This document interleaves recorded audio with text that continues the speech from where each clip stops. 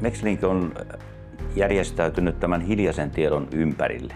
Meidän tarjontamme suuntautuu pääosin valmistavaan teollisuuteen ja se muoto, missä me tuotamme palveluita ja tuotteita, on konsultointi ja nyt kasvavissa määrissä myös tekoälypohjaiset tuotteet. Mexlink tekee ilmastotyötä pääosin hiilikädenjäljen kautta, koska sen vaikutus on paljon isompi kuin meidän oman hiilijalanjäljen kautta. Se muoto, missä me vaikutamme, on tuotehallinta, tuotekehitys ja tuotanto. Tämmöisissä verkostoissa kannattaa olla mukana sen takia, että sieltä saa ensinnäkin ideoita. Sitten oppii tuntemaan ihmisiä, joilla on samoja ongelmia. Ilmastokumppanuusverkostohan on alkuvaiheissa. Se hakee vasta ensimmäisiä lapsen askeleita ja ehkä on opeteltu ryömiin.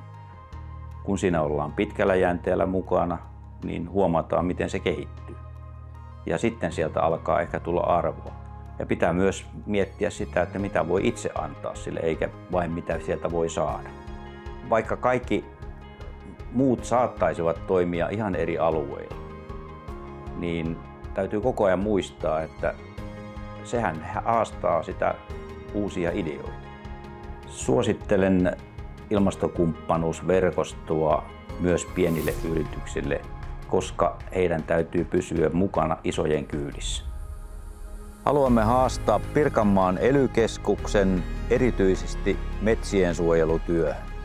Kiitos haasteesta. Otamme Pirkanmaan ELY-keskuksessa haasteen ilolla vastaan. Pirkanmaan ELY-keskus on sitoutunut maakuntahinkuun ja pyrimme omalta osaltamme edistämään päästövähennystavoitteiden toteutumista. Teemme muun muassa alueellista yhteistyötä kokoamalla erilaisia toimijoita ja sidosryhmiä yhteen.